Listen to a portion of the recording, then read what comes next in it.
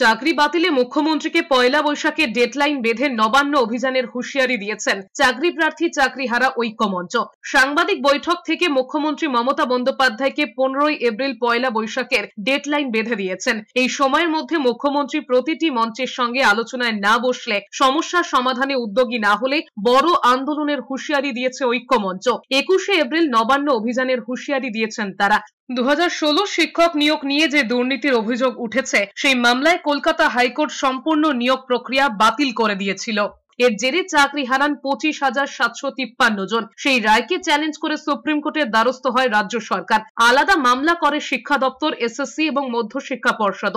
বৃহস্পতিবার দেশের শীর্ষ আদালত হাইকোর্টের রায় বহাল রাখে। চাকরিহারাদের সাফ কথা, একাধিকবার সম্মিলিতভাবে কর্মসূচি নেওয়া হয়েছিল, কিন্তু প্রশাসন সদর্থক ভূমিকা দেখায়নি। মমতা বন্দ্যোপাধ্যায়কে অমানবিক মুখ্যমন্ত্রী বলে আক্রমণ করেছেন। তাদের বক্তব্য, রাজ্যে সদিচ্ছার অভাবে চাকরি হারিয়েছেন শিক্ষক, শিক্ষিকা এবং শিক্ষা কর্মীরা।